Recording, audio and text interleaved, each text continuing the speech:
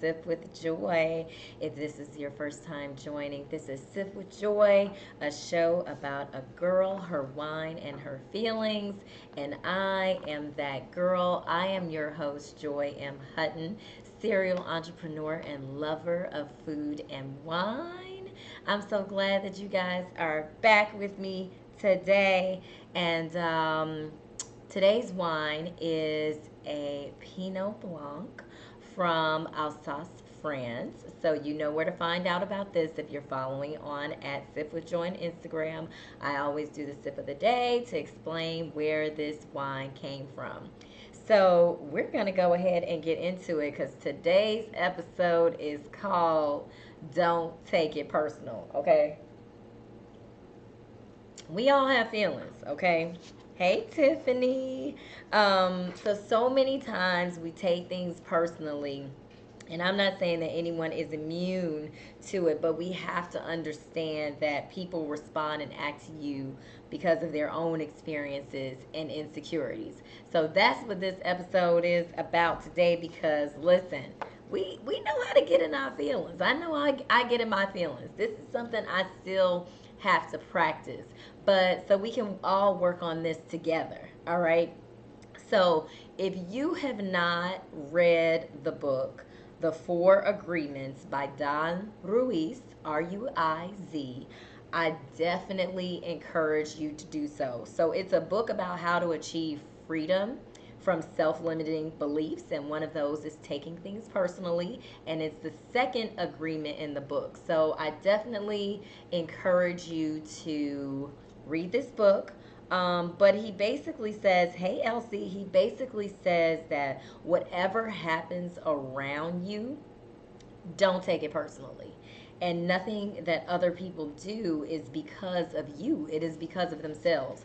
And so when we think about that, when we take something personally, we make an assumption that they know what is in our world, and then we try to impose our world on their world. So think about some of the things that people have said to you and where that may come from, and even when a situation seems personal, like when others make an insult, they may call you out your name or whatever, it has nothing to do with you. It is coming from a place that's in them that caused them to say that to you. And we're going to get more into this, but we cannot control the opinions of others, but we can control how we respond to them. And I'm a work in progress on that because, y'all, sometimes I just want to beat a hoe down. All right. So, and I'll walk you guys through just some personal examples in my own life because that's what this is all about, me and my feelings, and then y'all feelings too. Yes, you definitely have to read it, Tiffany. So, let's just say somebody has a difference in opinion. You have a disagreement. You're going back and forth on a particular topic. Maybe you don't agree with this topic. Whatever I'm saying may not resonate with people. I cannot take that personally if you guys don't agree with what I'm saying because we have different experiences. Our life is different. So your experiences, how you've been raised or whatever may be different from mine. And so we're not going to have the same response to something. So we have to understand that if there's a difference in opinion, where is that coming from?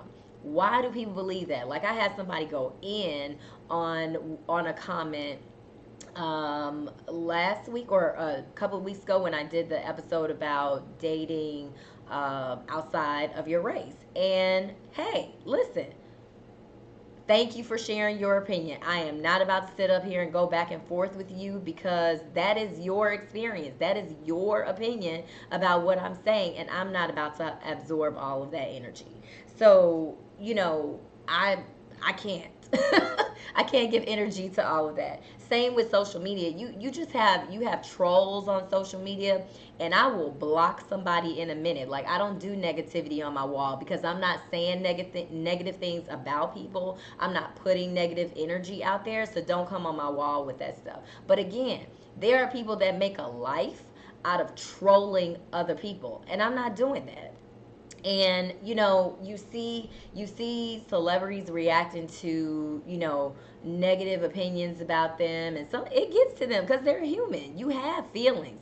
Don't take it personally. Does not mean that you don't have feelings, because you do have feelings. And we have to understand where those feelings are coming from about why, what people are saying or doing to you. But I listen, I don't deal with the trolls, y'all. I don't respond. I will delete and block. Blocka, blocka, blocka. Okay. Hey Ebony, hey Marco Polo. So yeah, and then even in business, I had a client today, and she's doing a crowdfunding campaign. And I told her, like, I did a crowdfunding campaign years ago, and I got in my feelings because those of you that don't know what a crowdfunding campaign is, basically when you raise money from your family and friends, or, supporters, and you don't have to pay that money back. You may give them incentives for supporting your company or whatever. So, like Kickstarter, it's like a GoFundMe for business, basically.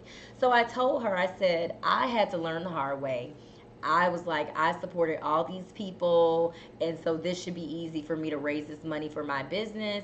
And voila, no, it wasn't like that. And when you start a new business, when have a new venture or whatever it is, you want your family and friends to support you. But if they don't, we can't take it personally. And I had to learn that the hard way. And so that's what I was telling her. I was like, listen, there are steps that you need to take to be prepared. So prepare yourself. You have to ramp it up. It has to essentially be run like a political campaign, so that you're making all these different touch points. And then you have your friends and family, you have your coworkers, and then you have a network of people that are watching you that may not even know you but may want to support you. So again, like, I could get mad that all my friends don't watch my podcast. I don't. Because maybe they don't want to hear me talk about my feelings. They hear me talk about that on a regular basis.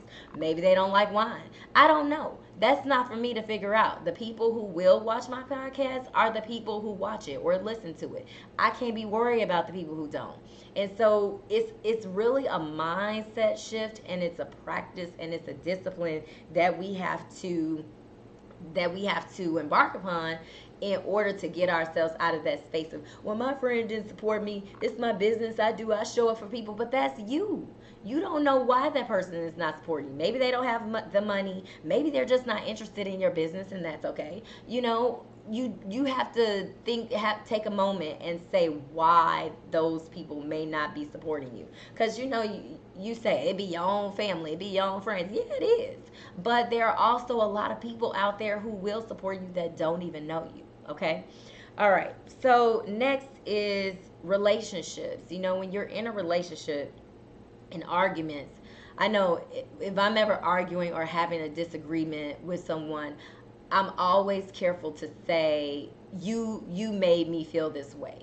Because in reality, they didn't make you feel this way. It is whatever in you made you react or respond to what they said. And they said to you whatever they said to you was based on their own experiences or their insecurities. So if I was in an argument with somebody and they're like, you fat hoe, and I'm like, wow, one, I'm not a hoe, two, I'm not fat, so where'd you get that from? But maybe I remind them of somebody in their past, and you just don't know why people are responding the way that they do. So in relationships, I really am careful to say, you made me feel this way because there's something in me that made me feel the way I did when they said something to me, and we'll get into like, why did it feel so personal? Because there's something in you that made that feel personal. And same thing in friendships, when people do things, listen, you have to decide, okay, is what they did forgivable? Can we have a conversation about it later? Can I brush it off? Like, you decide what action you can take from their response, from what they did, instead of saying, instead of internalizing that. Because again, don't take it personally does not mean that you don't have feelings, because we are human. We have emotions, and those emotions are triggered by something in us that they said or they did. So that's a real thing. but it's how we respond to it that makes us immune to just soaking it all in, to absorbing that energy. Let's see. Tiffany said, I am starting a business this week, but I have to learn to not expect family and friends to always be there. Absolutely.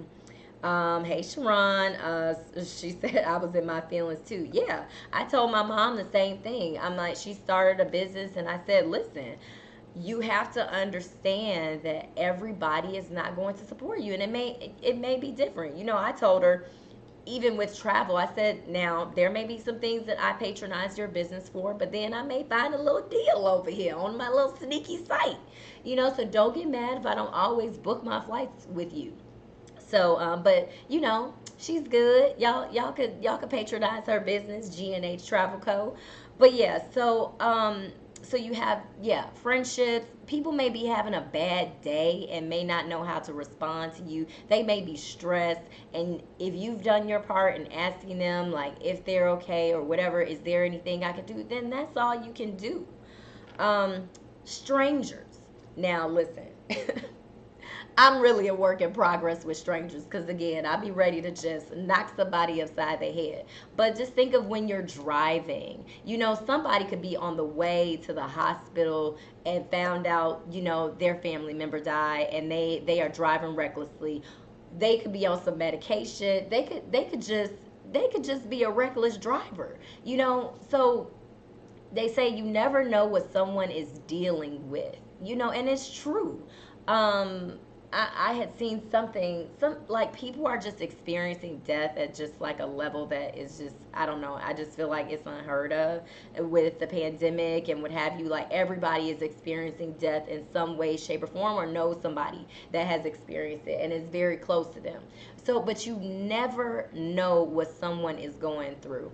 I remember after my sister passed, I was on the plane, and like I don't want anybody to talk to me. I don't want anybody to touch me. Now the way I reacted to somebody, they don't know what I'm going through, and it's not up to them to try to figure that out. But my actions, you're not responsible for other people's actions. And so, but I was in a space, I wasn't thinking about anybody around me. And whenever I see other people that may look down, listen, it's it's almost like we have to give people some grace, because again, we don't know why they are responding the way that they are. Like sometimes we just think people are being assholes, or we think they are being mean for no reason. It's rooted in something. I had a boss, rest her soul, and she was a tyrant. But at the end of the day, I had to step back and say, you know what? This woman has a terminal illness. I'll still be here. She won't in a matter of months. And so I'm like, okay, either I can decide to bear, what I'm going through with her at this job or not. And so I decided not, because I was like, listen, not today, because even though you're dying, you not gonna kill me too, stressing me out, because I was stressed on that job. So you don't know what people are going through. Hey Max. All right, so next, I'm sure we all have heard the term, it's not personal, it's business. And that is very true. Because if you think about a business, right, when they write their mission statement, it ain't about you. It is not about you, the employee. It is not really about you, the customer. It is about the services and products that they are offering, and the goals and objectives that they have. Now, when you get into core values, then that may be about the customer and the employees, but it's not personal, it's business. So when you think about going to work every day, and your boss is giving you feedback, or you're in a project team meeting or whatever, try to shift your mindset on it's not personal. Okay? All right. So, why do things feel so personal? So, this coach from DeLuca and Willow, he said it's because often the words that we hear are pushing a button, or they're poking at an old wound, or as some may say, we're being triggered. So think about, again, some of the arguments that you have when people, and if somebody says something, You might have heard it from an ex, you might have heard it from an abusive partner, you might have heard it from a parent, an estranged parent. And if somebody said something that pushed that button, you want to go off. So there's that. And then we get upset at that person delivering the message instead of taking a look at ourselves, like why we're reacting to that and that to what they're saying in that way. And then fear is usually rooted in that, and not fear in the sense of you're scared, but fear of a certain emotion maybe being exposed. So we have to think about that as well. And then we may project whatever that emotion is onto that person. So again, it's why people say, you did this to me. You made me feel this way. I didn't. Maybe what I said wasn't nice or it wasn't something you liked, but I didn't make you feel that way. You had something on the inside that made you feel that way. So aside from what the four agreements says, what can we actually do to stop taking things personally? So one of the things is when things start to feel personal, try to step into your self-awareness box, as I was saying, like what's making you feel that way from what they did or said to you. And then ask yourself, why does it feel personal? What is rooted in this reaction? And then if you have time to create space before beating the hoe down, then take that moment, walk away from it and come back. And then if you have a safe space to share your experience about your feelings, even though it's not necessarily what that person did, you still have feelings. You can share your experience about why what they said made you feel a certain way. And then, could this be a teachable moment? I've been in some arguments and someone said something to me and I'm like, wow, you know what, you're right. It wasn't necessarily what you said, but how I received it and how I interpreted what you said to me. And so I've taken those as teachable moments. And then make a choice, because you really do have to make a choice about not taking it personally, okay? Because y'all, we can't be out here just beating folks down. So Elsie said, when people ask you why you look so mad, maybe they're going through something. Absolutely. And then Sharon said, we must grant grace. Yes, you never know what people are going through. Absolutely. Absolutely. Because we all have bad days, all right? And sometimes we want people to give us grace, so we have to do the same for others. And I was reading an article, it was tied to the four agreements, even with something as extreme as with someone shooting people. It's what's going on inside of them. They're going out here on a killing spree because of what's going on with them, not necessarily about you. Now, if you go and you may say, well, what about people that go and shoot their baby mama, baby daddy? That's a direct attack, right?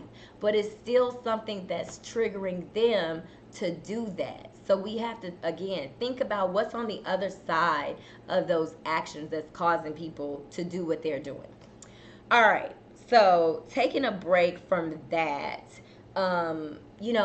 with social media, like what's going on with social media, I saw something. If you all know who Funny Marco is, he has a show. He interviews people, and he has kind of like a crass way of interacting with his guests. Well, he had G Herbo and Young something, y'all. I don't know these people's names, but anyway, they kind of took it too far. Now, Funny Marco you already know what you deal with when you go on his show.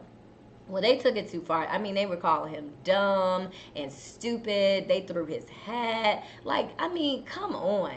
And he said, as he was sitting there, he was angry.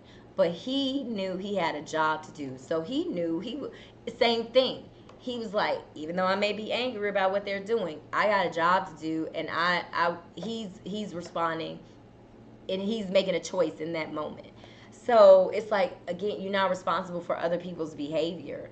But yeah, so Funny Marco. And then these are all my what the sips. I got 3 what the sips today, y'all, because it's too much going on. So I got to talk about all of them. Halle Bailey is pregnant. Now, people were really trying to figure out why or if this woman was pregnant. And I'm like, why are people so concerned about why if this woman is pregnant? And she was trying to hide it and all this stuff. Well, now obviously she can't hide it anymore. But I love the way she handled it because she didn't fall into the trap of social media and feeling like she had to explain herself. Now her sister went ham on the internet for her, but that's what sisters do. So she made a choice in that moment. She's like, I'm not responding to y'all clowns. This is my life, and when I'm ready to reveal this, I will. And I love that. So Max said, "Wait, she's pregnant? Yeah, it's evident that she's pregnant. There is a belly now, a real belly. So you have that. Now my last one, and I would love to hear what you all have to say about this. Jada Pickett Smith. I'm going to see her this is Saturday or Sunday. I think it's Sunday, whichever day. This weekend for her book tour, and she has been on her book tour, basically revealing even more things about her and Will's marriage. Now, Will decided to not respond, and he finally did make a comment to the New York Post and was saying that he responded in an email. He's not doing any interviews, but he had put up a post like, basically, I'm unbothered, notifications are off, I'm not responding to all this. Because the reality is, it's him and Jada in that marriage. She said they were separated for 7 years, and that's their business. We can't do anything about that. What people choose to do in their lives, that's their business. But when people react to it, they are reacting because of their own experiences and opinions about things. And again, it has nothing to do with them. Now, what I'm mad about is Jada talking about Tupac had alopecia. Now, Jada, I'm gonna let you go on some of this other stuff you saying, but don't come for Tupac, okay? Because he can't defend himself, and you just you holding on to that man for dear life. And I need you to just leave Tupac and his bald head alone, okay? That's where I draw the line, okay?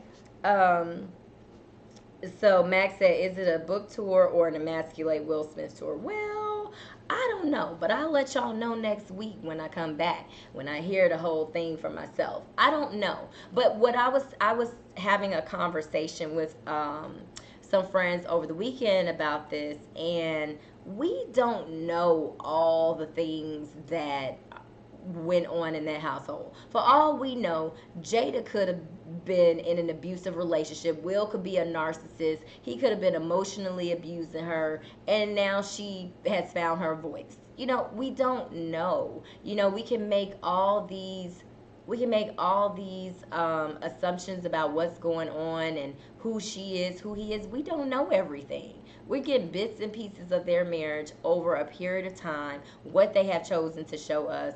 Now she's revealing more, but again, it's still not the whole thing. So we don't know what's going on in this house. They clearly have decided to not get a divorce. They say it's cheaper to keep him or her. They don't have a prenup. So I think they are just coexisting. He did say that he lost some sensitivity to the nuances of his wife and their union, which means that he basically checked out. I think they both checked out. So yeah, we don't know everything. Max said she wrong for sure. She should keep their business in their household, and Tupac for sure leave him out of it. Oh wait, no, Marco said that. Tiffany said, that's not our business. Long live Tupac. I'm a Cali gal. Elsie said, girl, this podcast is not long enough to talk about Jada. It really is not, okay? Max said, because she said Tupac is her soulmate. There's no way she's still legally married. And she says her soulmate is a man that hasn't been alive for over 25 years. You can be legal married and still love somebody else. I mean, it's people out here that do it all the time. So yeah, it's yeah. I'm sure more and more is going to come out about Will and Jada. Listen, that's above my pay grade. I can't be concerned with rich people problems. So whatever is going on with Will and Jada's household, more power to them. But I just need her to keep Tupac out her mouth and stop saying that man got alopecia. I'm like, Jada, come on now, Jada. All right.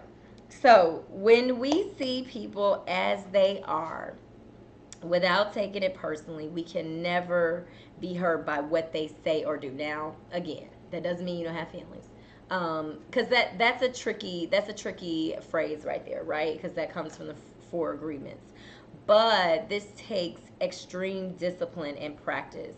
You are not responsible for what others do or say. You are responsible for you. So I think we just have to decide, because basically the four agreements is teaching us how to become immune to taking things personally. And I don't know if that's 100% possible, because again, you have human emotions that, and something will always set something off in you. And that, I think it takes extreme discipline and practice to just not take anything personally. But we can start here today and try not to take things personal. I think, like I said earlier, I think it really comes down to understanding why you're reacting that way, and then also maybe understanding that whatever that person said or did is not because of you. It is because of them. When I say it's not you, it's them, there's truth to that. Okay. Um, so yeah, that is all I have today, and I will see you guys next week. This topic right here, yeah. I want to know how everybody is going to, practice not taking things personally. And yeah, I'll see you guys back here next week.